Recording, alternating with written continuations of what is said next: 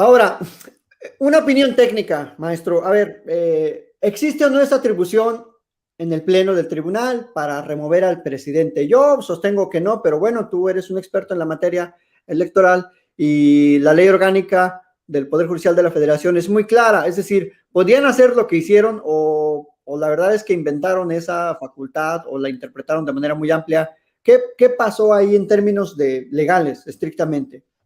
Yo creo que sí es una interpretación muy forzada de la facultad del Pleno. Creo que son dos causales nada más las que se disponen para que el magistrado presidente de la Sala Superior pueda ser sustituido. La primera de ellas es la renuncia, que insisto, ya en esta actual integración ya tuvimos una, que fue de Yanino Talora, y en su caso, pues la facultad que tiene la Cámara de Diputados en caso de un juicio de procedencia.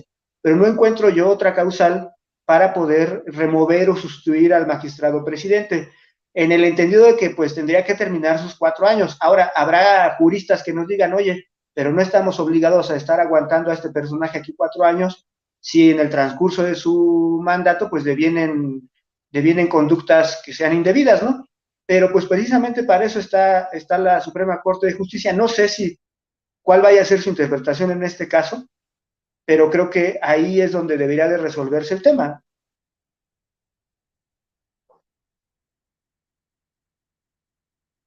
Precisamente, pues se adujo que había una facultad, pero sí, yo también considero que está sumamente forzado, o sea, puede caber cualquier cosa en esa fracción 15 del artículo 167 de la Ley Orgánica del Poder Judicial, cuando dice que para el buen gobierno de los asuntos del tribunal, pues se puede remover al presidente. Ya llegó el doctor José Miguel Cabrales Lucio. Adelante, doctor, buena tarde. Tu opinión sobre pues este mamotreto de problemas jurídico-electorales en la sala superior. Tu micrófono otra vez, Doc.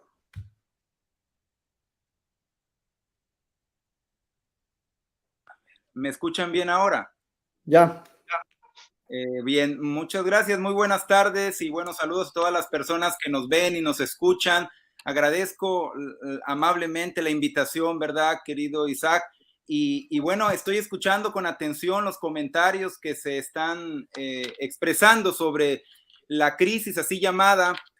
En los medios se discute y se comentan muchas cuestiones. Yo creo que hay una reseña ya ampliamente conocida, expuesta por mi querido amigo Isaac, el maestro que nos acompaña también, los medios de comunicación. De lo que no se ha hablado mucho y es lo que sigue, es precisamente, digamos que el criterio de interpretación constitucional que se espera que resuelva esta situación, que en primer lugar yo le llamaría una crisis institucional. Algunos medios ya llamaban o se preguntaban si estábamos en una crisis constitucional. La crisis constitucional es mediáticamente más llamativa y hace que los reflectores se pongan en el tema. Es muy difícil separar lo político de lo jurídico y mucho menos de lo constitucional. Y desde nuestra perspectiva, la verdad es que como ya lo ha dicho mi querido amigo Isaac, yo lo he comentado en las redes sociales también, estamos ante la necesaria resolución política de una situación o una crisis institucional política que involucra de manera protagonista instituciones estricta o que aspiramos a que sean estrictamente jurídicas, como un tribunal que, dicho sea de paso, normalmente están diciendo el Tribunal Constitucional, el segundo Tribunal Constitucional. La verdad es que a mí me parece que es uno de los tribunales más importantes por sus competencias y por su impacto nacional en el ámbito jurídico constitucional y por supuesto político, pero no necesariamente un tribunal constitucional, porque si lo catalogamos así, la verdad es que vamos a tener problemas de teoría constitucional para explicar, por ejemplo, el poder que tienen para actuar, ¿verdad? Y ese es el que está en debate, sobre si tienen el poder, dicho sea de paso, como una autoridad, si tienen las facultades para hacer lo que ya de facto y según ellos legalmente ya hicieron. A mí me preocupa las consecuencias, ya hay un relevo administrativo, ya hay una consecución de un acto del cual todavía no se resuelve la parte final. Incluso, pues, algunos abogan porque sea la Suprema Corte quien resuelva. Tenemos que tener presente que hay una controversia constitucional formal en el entendido de uno de los procesos constitucionales que nuestro país contempla para resolver algunas cuestiones de acuerdo al marco normativo. Supongo, no conozco del todo estos antecedentes, probablemente sea inédito el contenido de esta controversia constitucional, es llamar al escenario de la discusión político-constitucional a otro órgano, al órgano de jurisdicción constitucional, que dicho sea de paso, es una Suprema Corte, no un tribunal constitucional. Y obviamente vamos a esperar, creo yo no es la mejor forma, pero vamos a esperar que la Suprema Corte resuelva constitucional y jurídicamente algo que se deriva en la interpretación de lo que no dice expresamente la Constitución actualmente. Ese es el gran debate. Podemos optar porque sí tienen competencias para remover a las personas o a los magistrados o magistradas que integran la presidencia o no. Ese es el gran debate. Los personas que realizan el acto dicen que sí, en una interpretación extensiva de la Constitución, y las personas que son hasta cierto punto más positivistas, más estrictos en la interpretación, dirían que no se desprenden esas facultades. Sin embargo, ya lo hicieron, ya están haciendo o ya casi terminan el relevo administrativo, y eso me preocupa porque la verdad es que suponer que la controversia constitucional va, por ejemplo, a suspender el acto que está impugnado en el fondo, que es la sesión pública donde se designa a un nuevo presidente de la Sala Superior, trae muchos problemas porque quien lo debe resolver, de acuerdo a sus facultades, será muy difícil que resuelva que es ilegal o que es inconstitucional o incluso que suspenda, porque ya se están dando una inercia institucional, ya hay un despacho, ya hay una reunión de varias sesión pública convocada por dentro de las facultades de presidencia, y por lo tanto va a ser difícil que esto vaya más para atrás. Además, la presión política de las declaraciones, también inéditas desde mi punto de vista, de las personas que integran el Poder Judicial Federal al más alto nivel, públicamente, sin dictar una sentencia, manifestaciones públicas que impactan políticamente y que dejan ver el sentido, que prejuzgan el sentir, ¿verdad?, de las autoridades sobre la pertinencia o no de una persona en la presidencia de la sala superior. Es evidente que no hay condiciones políticas, institucionales, pero eso, la verdad es que nos quedamos con una crisis para los que estudiamos derecho, para los que enseñamos derecho, de que cuando debe prevalecer el Estado de Derecho, las formas, pues evidentemente dependerán de las personas que interpretan estas formas, y suponer que estamos ante el segundo tribunal más importante que hay en México, de acuerdo a nuestra nomenclatura jurídica, lo hace aún más llamativo para la sociedad, más llamativo para el escenario. Todos los medios están volcados.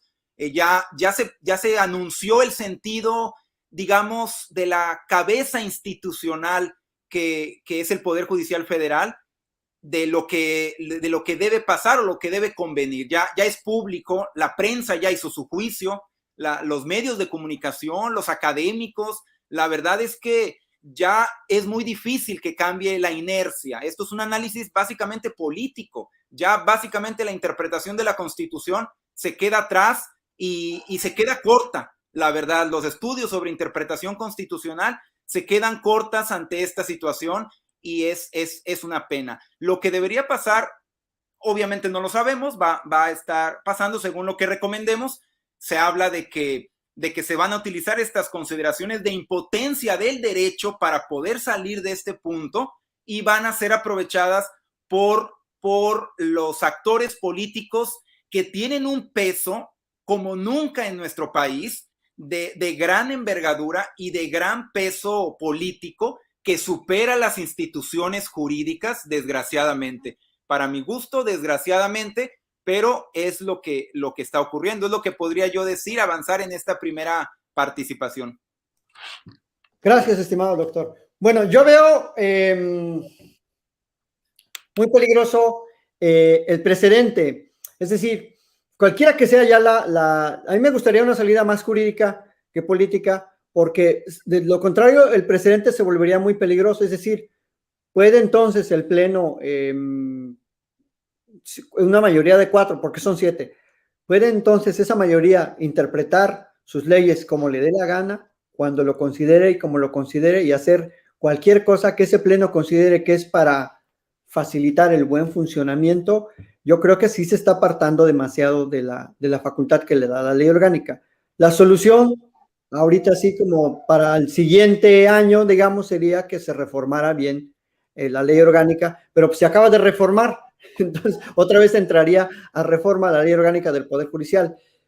Y otros dicen, y aquí voy a lanzarles esta pregunta a ambos, otros dicen, incluso el presidente de la República lo ha sostenido, que sería bueno que todos renunciaran porque ya se les perdió la confianza jurídica, política, a todos.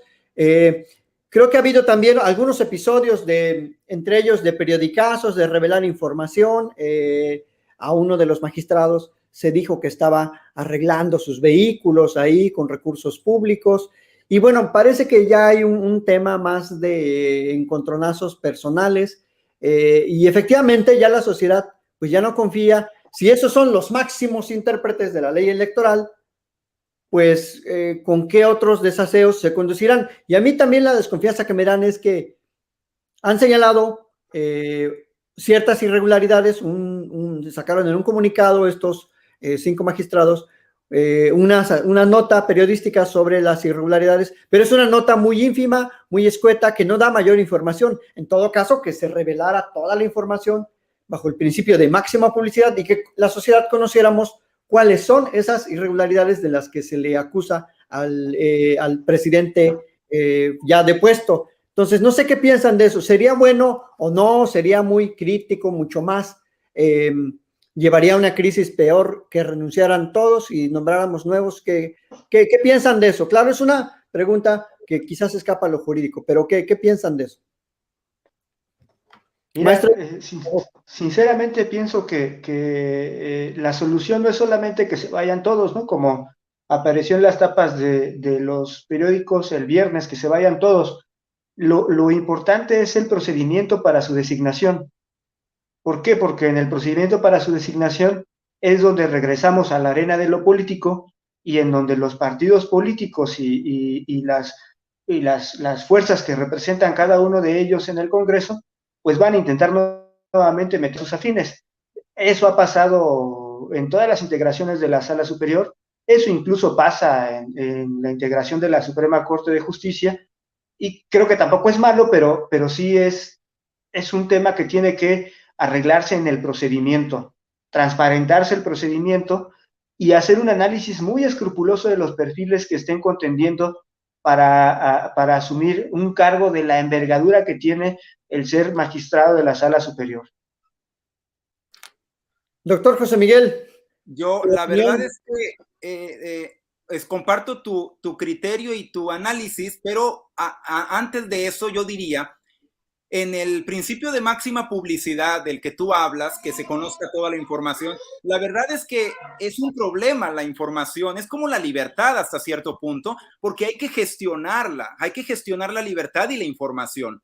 En este marco, me preocupa cómo las personas, en este caso, algunas personas, interpretamos según nuestras conveniencias políticas, porque recordé en cierta sesión decir, es que en atención al principio de máxima publicidad, por lo tanto someto en este momento en audiencia pública o en audiencia absolutamente pública cierto punto que no estaba en el orden del día.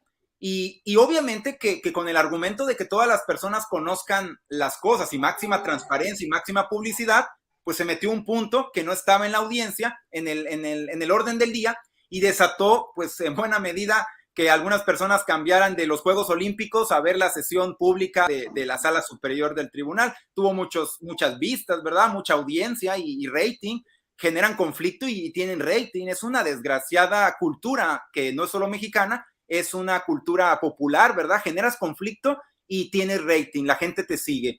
Entonces eso de máxima publicidad, pues tiene sus pros y sus contras. Si supiéramos la sociedad, todos, no nada más los juristas, los constitucionalistas, todas las cantidades de actividades buenas o malas que haya hecho cierta persona, y concretamente pues el presidente o el expresidente de la Sala Superior, yo no sé qué podríamos hacer más que hacer un juicio social o un prejuicio, porque si nos movemos en el ámbito estrictamente del derecho, tendríamos que recordar que existen algunos principios, valores y derechos humanos, como la presunción de inocencia, que cubren el manto de todas las personas, independientemente de que sean señaladas públicamente, señaladas mediáticamente o incluso señaladas jurídicamente, pues no se puede hablar de que tengan conductas inapropiadas o que hayan cometido delitos o infracciones o cualquier falta a la ley hasta que no sea probado, hasta que no sea juzgado y hasta que no haya una sentencia firme de la cual no proceda ningún otro recurso para poder hablar de que una persona ha cometido ciertas acciones. Y dicho eso, si las cometió, pues la sociedad, por ejemplo, ¿qué facultades tiene la sociedad jurídicamente hablando? Salvo los juicios sociales, el juicio de qué porquería tienen ahí, de qué nefastos personas son ahí, pero no pasamos de ahí, de un análisis social, un análisis político, un análisis... Pero ya en el terreno estrictamente jurídico, pues obviamente que hay unos canales apropiados, unos canales pertinentes, a eso le agregamos los elementos políticos, sociales, el tema de pedir que renuncien todos, pues la verdad es que socialmente es muy empático el comentario, porque la verdad es que quien esté libre de pecado que tire la primera piedra, y si nos ponemos a buscar en cada una de las personas, siempre van a tener problemas. Que sea el máximo órgano de justicia electoral es otro de los grandes problemas. Si te acuerdas, querido Isaac, el gran debate sobre quién vigila al vigilante. O sea, ponemos un tribunal, diseñamos un tribunal para que juridifique, judicialice los conflictos electorales que por naturaleza son políticos, y tenemos esto que tenemos ahora. Entonces, ahora, componer y quién va a tomar las decisiones en el máximo órgano, pues lucha con otros argumentos como la autonomía, ¿sí? O la libre determinación o las posibilidades de maniobra independiente del tribunal, y volvemos a hacer el llamado de que sea la Suprema Corte o el Consejo de la Judicatura que ponga orden, y volvemos a pensar entonces en el contrasentido de que entonces no deben de ser totalmente autónomos. ¿Por qué? Porque cuando son autónomos van a hacer lo que quieran, y cuando hagan lo que quieran no los vamos a poder controlar jurídica o socialmente, y vamos a hacer el juicio social que estamos haciendo ahora. Es por eso una crisis, es por eso, como en los juegos de ajedrez o en los juegos de damas chinas, es problemático, muy problemático, que regulemos el perfil de quienes van a estar ahí. La verdad es que es más problemático porque ¿quién va a decir quién debe estar ahí? O sea, ¿quién va a vigilar al vigilante? Queremos poner un órgano en la cúspide para que resuelva definitivamente, eso es un problema de teoría, ¿verdad?